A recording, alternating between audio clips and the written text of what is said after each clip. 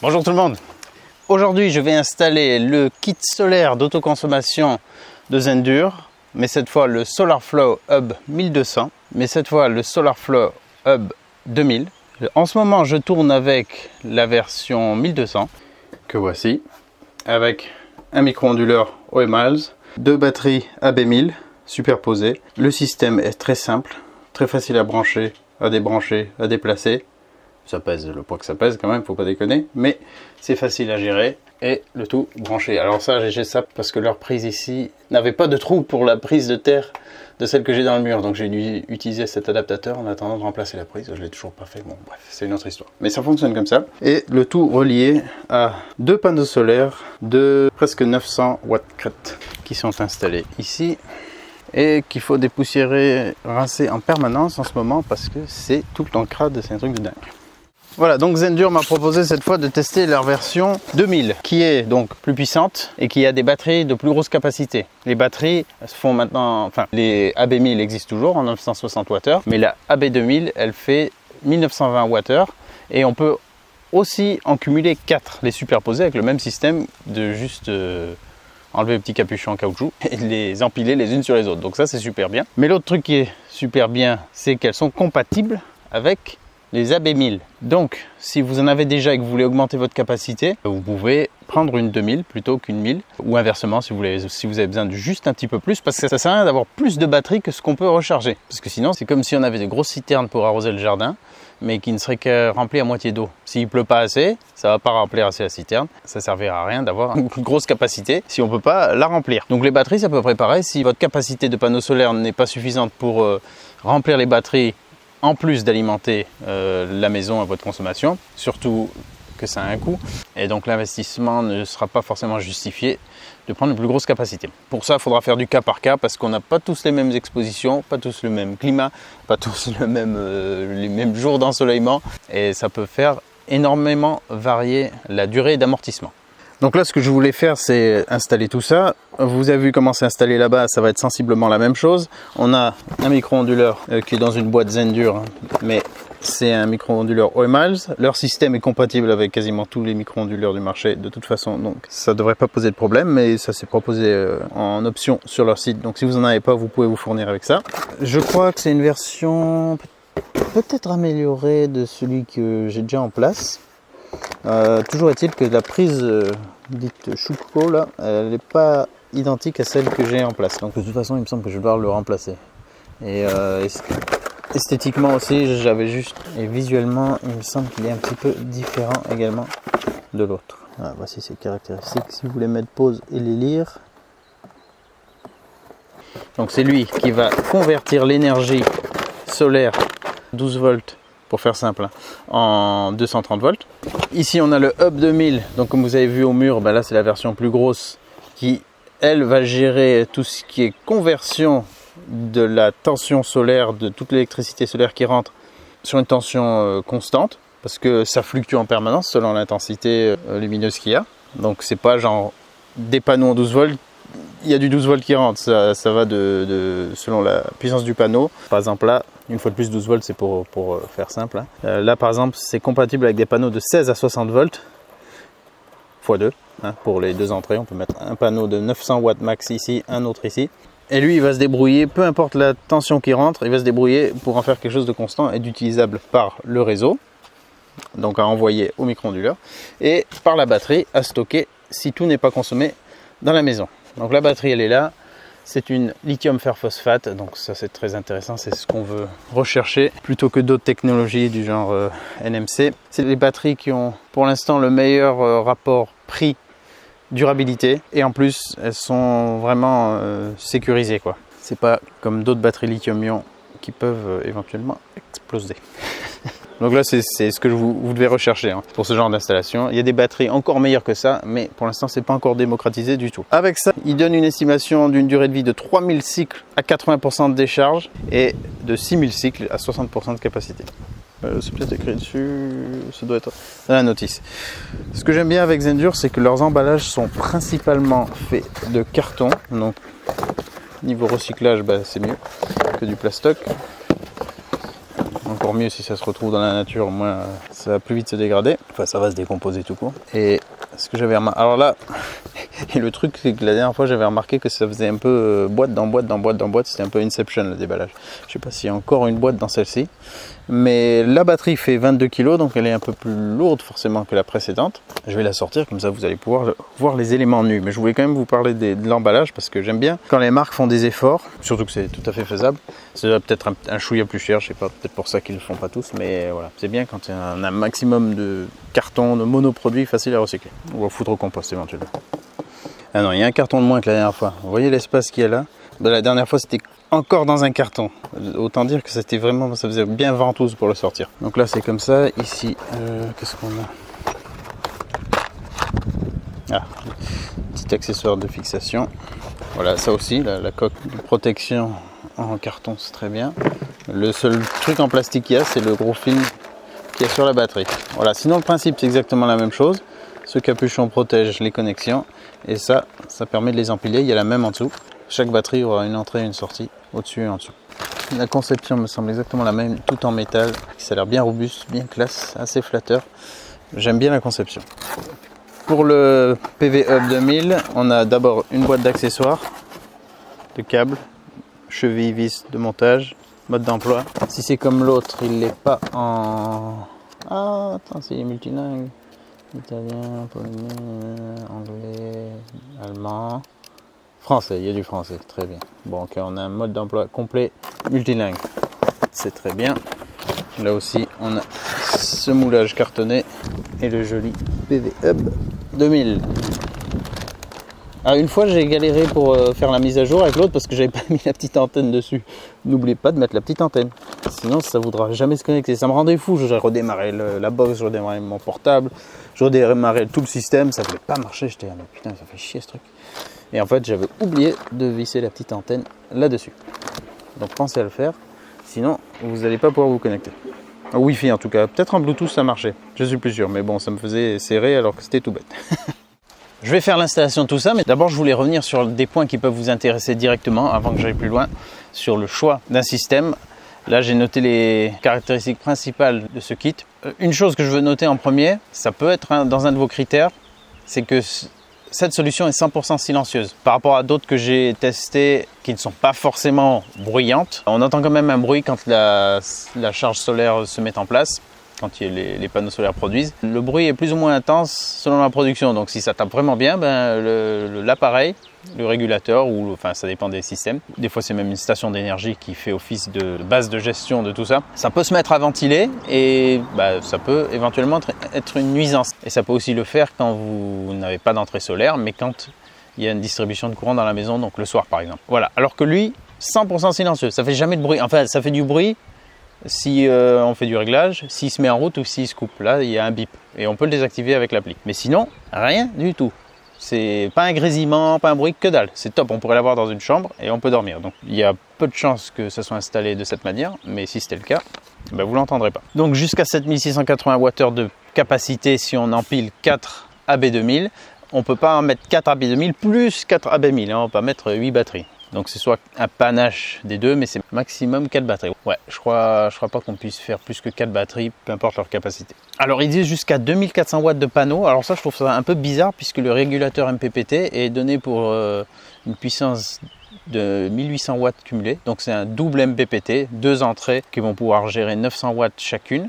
Je comprends pas pourquoi ils parlent de 2400 watts de panneau. Alors je veux bien que ça soit rare qu'on tourne à 100% de production. Si on a 1000 watts de panneau, c'est rare qu'on tourne à 1000 watts. Mais de là à dire, il y a quand même un écart, hein, il y a quand même 600 watts d'écart. Donc je sais pas pourquoi, je sais pas si dedans il y a une technologie qui permet de gérer une surpuissance. Mais là, je vous rapporte ce qu'il y a indiqué sur leur site. Ils disent jusqu'à 2400 watts de panneau, mais les deux régulateurs ensemble me paraissent pas compatibles.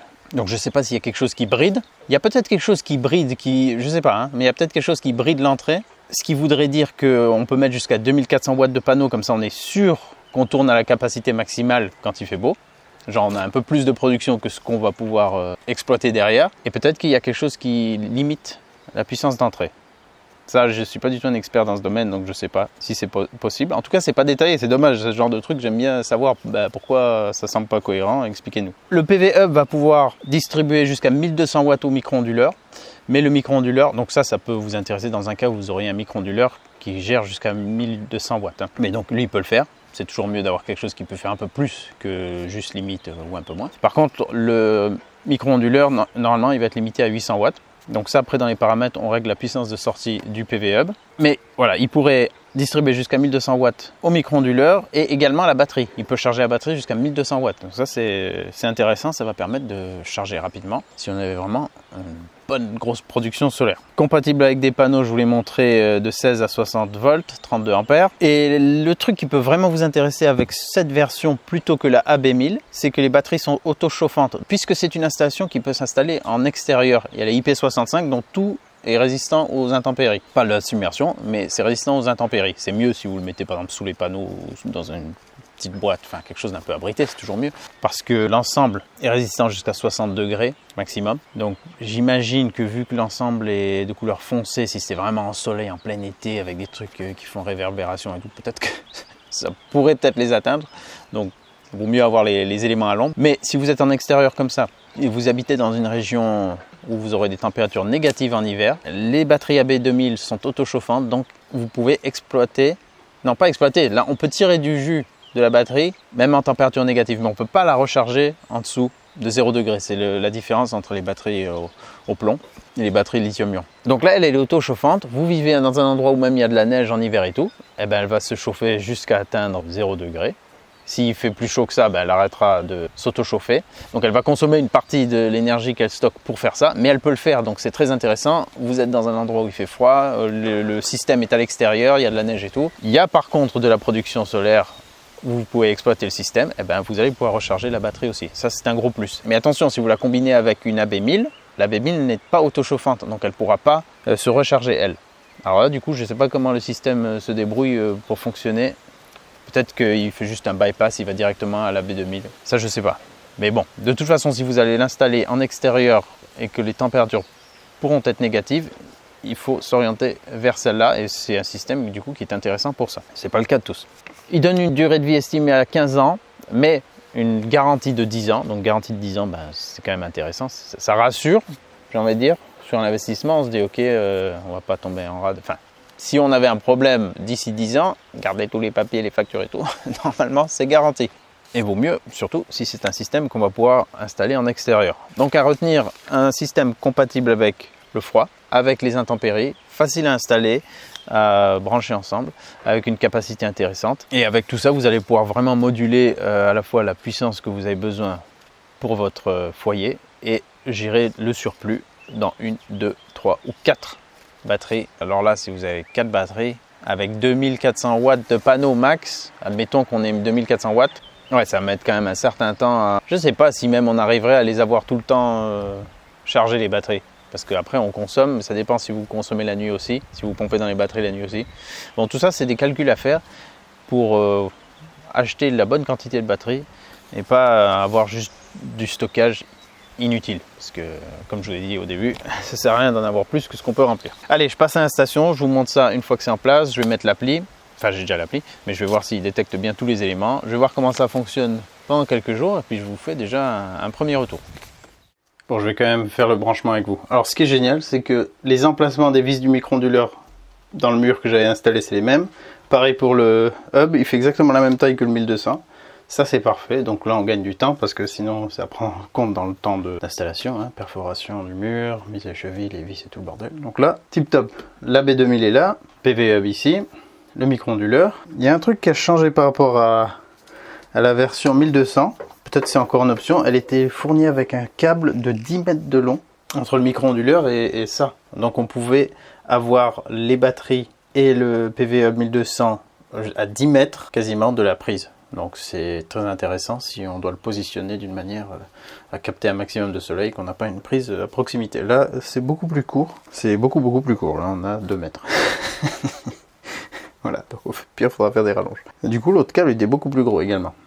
Alors là, et ce qui est bien, c'est qu'ils ont mis cette fois une prise avec le trou. Donc c'est bien pour la France. Ça, je vais le mettre en dernier. Première chose qu'ils disent, c'est de brancher le PV Hub à la batterie. Donc là, on peut pas se tromper. Et en plus, c'est juste on branche, on pousse et ça se verrouille tout seul. On enlève le petit capuchon, on aligne. Hop, c'est branché. Après, le tout, c'est de trouver une manière à peu près esthétique ou discrète d'installer tout ça, si on le veut. Bon, là, déjà, on va tout installer. On peaufinera plus tard. Tac. Ensuite, connecter le micro-onduleur au PV Hub. Alors pour ça, il me faut, vu qu'on a deux, enfin, la dernière fois, ça m'avait déjà embrouillé cette histoire. Qu'il y avait deux entrées, deux sorties. Ou peut-être c'est que des entrées. Alors pour faire ça, on a ce qu'il faut fournir. Bon, on s'y retrouve. Ah, déjà le petit truc à ne pas oublier, l'antenne. Je vais la mettre tout de suite comme ça. Je suis sûr de pas oublier. Elle se visse là-dessous. Voilà. Bon, l'installation est vraiment quasi identique, hein, à part éventuellement la longueur et la section de certains câbles. S'ils sont plus courts, ben, ils sont de section moindre, forcément. Donc on a deux petits câbles solaires MC4 comme ça, ben, pour venir récupérer cette connexion et la ramener sur celle-ci. Pour ça, on a deux connecteurs en Y. Donc on en met un ici. L'autre là. Et puis là, on vient brancher, c'était bien par paire comme ça. Ah oui, de toute façon, on ne va pas se tromper, un comme ça. Ouais, alors là, c'était le truc, je les avais installés un peu trop proches. Mais on va se débrouiller quand même. Alors, on fait ça. Enfin, j'espère, oui, ça passe. Voilà, il y a peut-être une petite variation de longueur de fil, mais bon, ça c'est de ma faute. Celui-là, je vais le mettre là. Hop, et puis après, on remet les deux autres. De toute façon, c'est mal femelle et tout, donc il n'y a pas de prise de tête. Hop. Voilà, alors là, le système est connecté entre lui, mais il n'est pas connecté ni à la source d'énergie, donc les panneaux solaires, ni au réseau, c'est-à-dire la prise de la maison. Alors, troisième étape, brancher au réseau. Donc, très bien, je vais pouvoir la brancher directement dans la prise que j'avais installée exprès pour ça. Là, on est connecté au réseau, donc là, même sans les panneaux, je crois que lui, il pourrait, bah oui, il peut envoyer son énergie dans la maison. Enfin, il faudrait que ce soit allumé. Bon, on fera, j'attacherai tout ça proprement plus tard. Pour l'instant, ça reste en suspension. Et puis maintenant, on branche les panneaux solaires. Donc j'ai mes deux paires que j'avais repérées, hein, pour que ça fonctionne. Deux d'un panneau, deux de l'autre. On les branche à l'entrée solaire du PV Hub 2000 Zendur Supercharge. Donc là, normalement, dès que je vais brancher la première paire de panneaux, puisque c'est ensoleillé, ça va produire et normalement il va tout de suite faire bip. Je crois qu'il va tout de suite se mettre en route.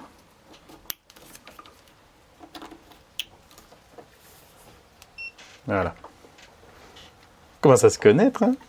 Et là, je lui remets une deuxième paire de 485 watts. Tac. Voilà. Honnêtement, piece of cake, comme on dit en anglais. J'ai fait ça. Ça s'est allumé, c'est qui détecte la batterie. Alors, en tout cas, qu'il y a un échange. Si elle s'éteint, là elle clignote, donc je crois que ça veut dire qu'elle se charge. Si ce voyant est éteint, ça veut dire que, par exemple, elle a éteint son seuil de décharge qu'on aura fixé via l'appli. Et donc là, ça la déconnecte du système, qu'elle arrête de se drainer. Là, il est connecté à rien du tout. Je vais essayer de le connecter au Wi-Fi. Les micro-onduleurs OEMALS sont, je crois, identiques en caractéristiques, ou à peu de choses près, mais ils ont complètement changé de gueule. Là, c'était tout un dissipateur en alu, et quand ça produisait bien, on sentait que voilà, qu'il chauffait pour refroidir le tout. Et là, ils ont plutôt un mode radiateur, quoi, tout avec des ailettes de refroidissement. Il clignote vert aussi là, c'est qu'il est en train d'injecter dans la maison. Et là, ça a du mal à se connecter parce que je capte pas très bien ici, ni la Wi-Fi ni le réseau. Ça y est, Et je me suis connecté. Là, vous voyez satellite moniteur CT. Ça, c'est le... Comment on pourrait dire? Un petit appareil qu'on branche directement sur enfin, sur une prise et sur l'alimentation de la maison, vraiment. Et comme ça, il détecte l'électricité qui rentre ou qui sort et il permet d'automatiser tout le système. On communique avec lui, qui communique avec le reste. Et c'est un peu comme une sorte de télécommande centralisée de ce qui se passe. Alors, je vais faire un coup de refresh pour voir s'il me retrouve. Non, je vais faire plus. Attends. Hub 2000. Tac, oui. Celui-là. Ouais, effectif. Tac.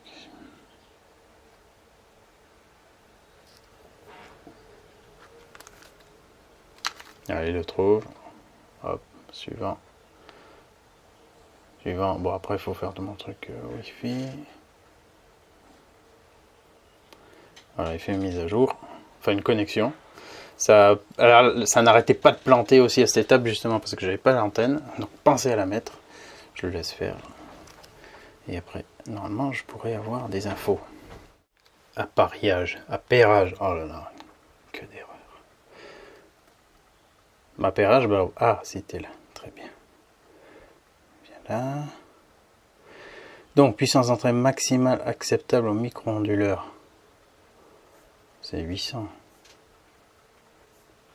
Oui, moi je veux 800. 800, tac. Marque de l'onduleur solaire. Ouais, miles. Suivant. Bon, on va me laisser comme ça. Après, je pourrais affiner éventuellement. Là, quand lui il est fixe, c'est qu'on est bon. Voilà, donc là on voit avec mes panneaux solaires sales que je produis 688 watts. Ici, on peut faire les formules de gestion de l'énergie comme sur l'autre version. Et le mode Smart CT, ça c'est l'appareil que je vous ai montré qui est installé vers mon compteur. Donc il s'appelle Smart CT, mais on peut aussi utiliser Shelly ou voilà, Shelly Pro 3 EM, c'est un autre produit. Et avec ça, il est beaucoup plus automatique. Mais on peut aussi vouloir affiner les choses de manière personnalisée. Donc on peut le faire. Je voulais juste voir quand même si il y a une mise à jour à faire. J'imagine que oui, voilà, mise à jour logiciel. Ça c'est bien de le faire direct. Pour la batterie et pour lui. Et là aussi, c'est vrai que... Alors si on est connecté, si on n'arrive pas à se connecter à la Wi-Fi, qu'on est qu'en Bluetooth, toutes les fonctionnalités sont beaucoup plus restreintes. Et ça, c'est beaucoup plus embêtant. Et comme je galérais à me connecter avec la Wi-Fi pour différentes raisons, parfois c'était assez frustrant. Mais voilà, je l'ai déjà dit plusieurs fois, mais n'hésitez pas à redémarrer votre portable aussi, parce que souvent, j'avais tout redémarré la box, redébrancher, rebrancher tout. Ça voulait toujours pas fonctionner. Bien sûr, j'avais quitté l'appli, relancé l'appli et tout. Ben non, il fallait que je redémarre le portable. Une fois que je l'avais fait, ça fonctionnait. Ça, c'est le côté un peu fastidieux, enfin que j'aime pas avec les appareils connectés. Mais commencez par ça avant de trop vous énerver. Là, il nous explique ce qui se passe. Il dit qu'il fait un redémarrage de l'appareil. Il nous précise que c'était pour améliorer les défauts connus et améliorer l'expérience d'utilisateur. Tac, je fais pareil pour la BB2000. Alors, vous voyez un peu comment ça se passe. Plein de fois, ça s'arrêtait à 99% et ça mettait échec. Putain, c'était insupportable. J'aime bien quand ça... Ben là, vous le voyez en temps... Enfin, en direct. J'ai fait aucun montage vidéo, à part pour couper les temps morts, mais vous voyez comment ça se passe pour la première connexion. C'est pas toujours le cas. Enfin si, en fait, pour l'autre aussi, la première connexion, nickel. Et puis après, je l'avais redébranché pour je sais plus quoi. Et quand je l'ai remis, ça m'a fait galérer. Alors dans mon cas ici, on est totalement hors gel. Donc je pourrais clairement brancher une AB1000 là-dessus, et même les deux, pour compléter mon stockage. Pour l'instant, je vais tourner juste avec celle-ci pour voir comment ça fonctionne. Voir un peu si elle se recharge bien, quelle vitesse elle se recharge, quelle vitesse elle se décharge. Affiner mes réglages, ma conso et tout. Et puis si vraiment j'ai suffisamment de prod, je brancherai le reste. sinon, je veux dire, l'autre ensemble, il faut que je le mette avec d'autres panneaux solaires. Parce que là, je pourrais rajouter des panneaux sur cette installation, mais il faudrait que je refasse du câblage en plus et tout. Voilà. Ok, on est à jour. Puis là, quoi, 0 watts, tu me mens? Ah, quand même. Ça se remet en route. Comme je vous disais, là, tant que ça clignote, c'est que ça envoie dans le réseau. Voilà, là, ça remonte en puissance. La batterie est à 72%. Très bien, et en plus à cette heure-ci, il n'y a pas spécialement quelque chose qui consomme. Enfin, si, il y a quand même 480 watts qui sont pompés, donc d'avoir le frigo qui tourne en ce moment, l'ordinateur c'est sûr, différentes choses, mais c'est que j'ai quand même plus de production, donc ça va dans la batterie. Je vais le laisser avec les réglages de base pour le moment, surveiller ça pendant quelques jours, et on reviendra là-dessus. Par cette belle journée ensoleillée, je vais vous faire une conclusion. Donc là, ça fait 2 semaines que j'ai le système en fonction. Il n'a pas fait super beau, donc j'ai pas pu vraiment choper beaucoup de calories solaires. Calories? Non. Watts. Ouais, watts, c'est plus approprié. Je vais vous montrer juste un petit truc avant de faire la conclusion à l'ombre. J'avais rajouté une AB1000, donc une des deux que j'avais. Alors effectivement, l'empilement est ultra simple. Il faut juste enlever les petits caches en caoutchouc qu'il y a en dessous. Et on les empile, on branche, et puis après les deux apparaissent. J'avais mis un seuil de décharge minimal de 20%, c'est-à-dire qu'en dessous de 20%, ça ne me les drainait plus. Et là, je viens de le monter à 40% pour voir un peu comment ça se passe, pour faire un peu des variations. Et petite anecdote, la première que j'ai eue avait un souci, tout comme le premier PV Hub 1200. C'était vraiment les premières séries et vraisemblablement les deux avaient un souci. Alors peut-être que le PV Hub, je sais pas, mais en tout cas, il m'avait envoyé une batterie et un PV Hub, donc ces deux-là fonctionnent nickel. Mais quand j'avais essayé de combiner cette batterie avec la première que j'ai reçue, AB1000 aussi, ça ne fonctionnait pas. Les deux s'étaient complètement drainés. Donc pendant un temps, je ne fonctionnais qu'en mode PV Hub et micro-onduleur. Ah ben c'est celle-ci là qui fonctionne pas. Donc j'avais juste micro-onduleur, PV Hub, donc je captais le solaire, je l'utilisais dans la maison, mais si j'avais du surplus, je pouvais pas le stocker. Quand il m'a envoyé celle-ci, j'ai essayé de la brancher avec l'autre. Et bien l'autre, elle m'a drainé celle-ci, d'après ce que j'en déduis, elle m'a drainé celle-ci, et celle-ci, je voulais plus se rallumer du tout. Donc en fait, j'avais deux batteries, mais inutilisables. Je crois que c'est tout simplement une sécurité du BMS. Si ça va trop bas en tension, il faut une sorte de procédure de réveil pour pouvoir le remettre en fonction. N'ayant pas ça, j'ai essayé plein de trucs, ça ne fonctionnait pas. J'ai essayé de mettre les trois dessus. Celle-ci, vraisemblablement, causait un souci général pour les deux autres, puisqu'elle est a priori irréveillable. J'abandonne pas encore, je ferai des tests certainement. Après aussi, il faut voir que moi je suis dans le cadre d'un partenariat, donc les garanties fonctionnent différemment. Enfin ça, ils m'ont renvoyé tout ça comme si j'étais un client et tout, ok. Mais voilà, après je pourrais peut-être fouiller là-dedans, voir si je trouve quelque chose. Mais toujours est-il qu'ensuite, celle qui m'avait envoyé en deuxième, je l'ai mise sur la AB2000 qui a fonctionné direct sans problème.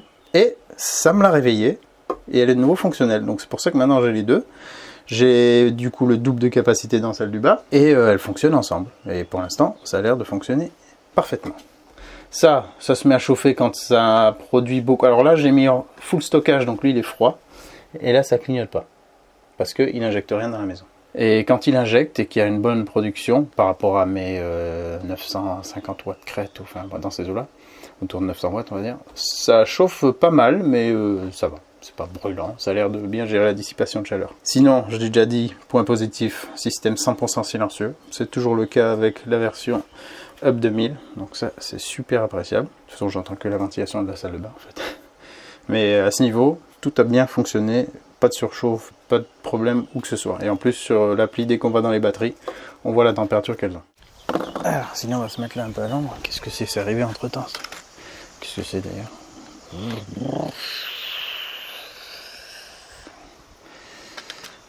Alors, j'étais absent quelques jours. Ah là, vous voyez, on est à 327 watts. J'ai un panneau qui est là, les deux sont là derrière la palissade. Et il y en a qui ont encore de l'ombre du chêne vert. Donc là, en plein été, limite j'ai moins d'ensoleillement qu'en mi-saison. Donc ça aussi, ça joue, mais c'est pas évident sur un terrain comme le mien d'avoir un full expo. J'ai dû rentrer parce que ça se connectait plus. En plus, des enfants qui commençaient à venir faire du bruit ici. Alors l'avantage, c'est si on utilise le Smart CT, c'est que ça se connecte vachement mieux dans la maison. Enfin pour moi, avec les murs épais, la connexion Wi-Fi qui est un peu galère. Avec le Smart CT, c'est beaucoup plus facile de me connecter. Sinon, je devais toujours me rapprocher, même en Wi-Fi. Enfin, ça mettait plus de temps. Alors que là, si je suis proche de lui, c'est instantané. Et après, je vais vite là où je veux pour consulter les données. Alors là, par exemple, c'est depuis que je l'ai installé. Vous pouvez voir, là en haut, on peut choisir production solaire, consommation et stockage. Là, stockage, forcément, on peut aller en positif et en négatif. Tout ce qu'on a consommé dans la batterie, tout ce qui a été injecté dans la batterie. Vous voyez que c'est assez constant. Ce que je produis, je le consomme quasiment tout le temps, avec une limite de décharge à 20%. Si je mets juste production solaire et consommation, j'ai un petit peu plus, vous voyez, à peine plus de production que j'ai de consommation. Sauf ici, là où le premier jour, j'ai eu plus de consommation que de production. Donc ça m'a forcément, normalement, pompé beaucoup plus de la batterie. Voilà, j'ai rien qui a été stocké, tout qui a été pompé. Ce qui m'intrigue un peu, c'est là, sur les derniers jours, on était absent 5 jours. Et j'ai quand même de la conso, beaucoup plus de conso que ce que je devrais avoir. Même s'il y a 2 frigos branchés en permanence et 2-3 bricoles qui tournent, c'est pas... Enfin, je trouve ça pas normal. Donc, est-ce que j'ai un truc qui est mal réglé? Est-ce que je me retrouve à injecter malgré tout? On voit que j'ai un peu plus de stockage que de conso. Mais il y a un truc qui est pas clair. Donc en fait, je dirais que la partie la plus complexe de ce système, c'est d'affiner les réglages et d'arriver sur quelque chose de bien cohérent, de bien fonctionnel. C'est le plus difficile. L'utiliser tel quel pour regarder vite fait la conso, voilà, là ça y est, entre temps, ça s'est équilibré, les 2 panneaux sont en plein soleil. Enfin pas en plein soleil, justement, j'ai pas la parfaite incidence de panneaux, en plus ils sont poussiéreux et c'est pas encore idéal. Bon, pas mal de trucs à prendre en compte. Mais voilà, toute la partie observation elle est facile, et la partie paramétrage, je pense que je vais devoir plutôt miser sur le mode rendez-vous. Je ne me suis pas trop penché dessus encore, mais je vais essayer le mode rendez-vous. Et là-dedans, on peut vraiment faire des plages de fonctionnement avec exactement ce qu'on veut. Normalement, ça devrait être beaucoup plus affiné. Sinon, je l'avais mis en mode priorité à la batterie de midi à 5h de l'après-midi pour que ça remplisse autant que possible la batterie. Ce qui voulait dire qu'il y avait de toute façon 100 watts, mais tout ce qui était au-dessus de 100 watts, ça allait en stockage. Ça m'a pas non plus permis de booster les batteries. Donc voilà, là aussi, il y a des choses à observer, analyser et ajuster. Et le mode Smart CT, je l'ai utilisé aussi et ça ne me change pas énormément le profil de charge de la batterie et tout. J'en ai quand même déduit 2-3 petits trucs à force de tester, vu que c'est pas le seul système que j'ai testé. Déjà chez Zendure, c'est le deuxième, puis j'ai testé d'autres marques. Et j'ai noté des trucs qui me semblent intéressants à prendre en compte. C'est déjà de privilégier la puissance solaire avant la capacité de stockage. Parce que je me rends compte qu'avec à peu près 900 watts de panneau, déjà ça tourne rarement à 900 watts, et ne serait-ce qu'une batterie AB2000, j'ai presque envie de dire même ne serait-ce qu'une batterie AB1000, et ben j'arrive rarement à l'avoir à bloc la batterie. Donc si vous lancez dans l'achat de ce genre de système, ne vous dites pas je prends du gros stockage si derrière vous n'avez pas de la grosse production, parce que ça ne va pas suivre. Et après, pareil, n'achetez pas trop de panneaux solaires par rapport à ce que votre système peut gérer en entrée. Ça je l'ai énoncé au début, on ne va pas revenir dessus. Mais voilà, vaut mieux avoir plus de production solaire et moins de stockage. Par exemple, vaut mieux avoir 2000 watts de production solaire et 1000 watts de stockage que 2000 watts et 2000 watts. Parce que avec une production plus faible, entre votre conso... Putain, il y a une araignée sur l'objectif là. Attends, tu vas me gâcher les plans. Avec 1000 watts par exemple, vous allez en consommer une bonne partie si vous optimisez bien. Et c'est rare que vous ayez suffisamment rempli le watt de batterie, qui de toute façon va être drainé parce que vous allez consommer en principe plus que... Voilà, avec 1000 watts, on ne fait pas suffisamment. Donc voilà, tout ça pour dire que d'abord pas mal de panneaux, ensuite un peu de stockage et faire évoluer le stockage si on se rend compte que ouais, là on arrive vraiment à avoir la batterie quasiment tout le temps pleine et qu'on pourrait la remplir encore plus. Donc ça c'est bien avec ce système parce qu'on peut avoir soit de base la B1000, soit en prendre deux, soit prendre la B2000 et après si ça suffit pas, on peut rajouter dans toute simplicité avec un système qui est cohérent et facile à surveiller avec la même appli. Aussi, dans un premier temps, si vous vous rendez compte que la batterie elle est jamais assez rechargée, c'est-à-dire que vous n'êtes pas vraiment suffisamment en surproduction, c'est de remonter le seuil de décharge. Vous pouvez aussi choisir par batterie. Mais non, on ne peut pas choisir par batterie, pardon. Je crois que ça me fait un truc global. Vous pouvez remonter le seuil de décharge pour préserver un peu la batterie. Si de toute façon, vous n'allez jamais pouvoir la remplir à bloc, là, par exemple, j'ai remonté à 40%. Je verrai si elle atteint 100%. Mais sinon, ça m'évite de trop la drainer. Moins on draine une batterie, même si c'est du lithium fer phosphate qui supporte assez bien ça. Si on évite de trop la drainer, on prolonge sa durée de vie et donc on a un système qui risque d'être plus efficace plus longtemps. Et surtout, la chose la plus importante, je dirais, c'est de tester les différents paramètres, prendre le temps et essayer d'affiner la chose. Alors c'est là où c'est le plus compliqué dans cette histoire, c'est qu'on a besoin d'un peu de temps, parce que c'est pas en temps réel, on a besoin de voir sur au moins 24 heures, voir comment ça évolue, l'ensoleillement n'est pas toujours le même et tout. Donc voilà, tester les différents modes et voir celui avec lequel on a le moins de pertes. C'est-à-dire que si vous n'avez pas assez de stockage, qu'est-ce que vous réinjectez dans le réseau général, qu'on peut considérer ça comme une perte directe, et essayer d'en avoir le moins possible. Donc ça, après, c'est tout un affinage avec les appareils, vos consommateurs. Si vous avez par exemple si vous allez faire tourner une machine à laver, faites-la tourner pendant les pics de production. Comme ça, vous avez déjà une partie de la conso de la machine qui va être générée par le solaire et éventuellement par la batterie. Donc c'est un système qui peut être à la fois automatique, vous branchez, vous vous en occupez pas et puis tant pis s'il y a de la réinjection dans le système. Mais si vous voulez l'optimiser, il va falloir se pencher un peu plus en détail dans les réglages. Donc en finalité, c'est un système qui est très facile à installer, très facile à surveiller et parfaitement silencieux. Il est très facile à surveiller, surtout avec le Smart CT, c'est moins prise de tête si vous êtes dans une situation comme la mienne où ça capte pas toujours bien et que des fois vous attendez, vous relancez l'appli et tout, c'est un peu chiant. Là, le Smart CT, je vais dans la cuisine, je me connecte, il me se connecte tout de suite et je surveille, je paramètre, je règle avec ça et c'est nickel. Et sinon, le point négatif de ce système, je dirais, c'est que c'est pas forcément évident à comprendre exactement ce qui se passe. C'est écrit, tout est décrit, on peut avoir des explications sur chaque mode, mais c'est quand même un petit peu prise de tête parce qu'il y a beaucoup de paramètres, de conditions, et si ça dépasse tel seuil, il se passe ci et ça. Bon, voilà, c'est un peu, ça peut devenir un peu technique et un peu prise de tête si on veut l'optimiser. Mais ça, c'est à peu près valable pour tous les systèmes. L'avantage, c'est qu'on peut avoir quelque chose de plus pointu. L'inconvénient, c'est que ça demande de s'y pencher et de s'impliquer, de faire des réglages un peu plus sur le long terme. Mais même si vous voulez un système sans prise de tête automatique, vous pouvez l'utiliser tel quel. C'est juste que vous n'aurez peut-être pas le fonctionnement optimal. Voilà, en tout cas, c'est en faisant qu'on fait. Je vous mets les liens utiles dans la description. Moi, je vais continuer de l'utiliser. Pas en permanence parce que je vais tester d'autres systèmes aussi. Mais mon objectif, c'est d'avoir plusieurs systèmes comme ça de différentes marques branchés sur différentes prises. Et comme ça, je peux les laisser individuellement charger. Ça m'alimente la maison quand j'en ai besoin. Et je peux aussi voir sur la durée, en tout cas du court terme, parce que là on est quand même sur du 10 ans garantie pour eux, 15 ans de durée de vie annoncée.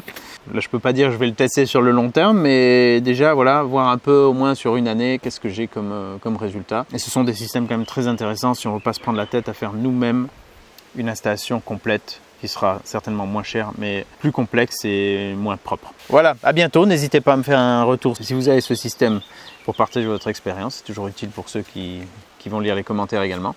Et moi, ça m'intéresse forcément d'avoir vos retours. Et il faudrait peut-être que j'envisage de redresser un peu mes panneaux solaires pour l'été. Parce que je suis sur un angle où j'ai pas une production aussi performante que je pourrais l'avoir. Oui, c'est vrai, au printemps, j'avais mieux. Allez, ciao, ciao.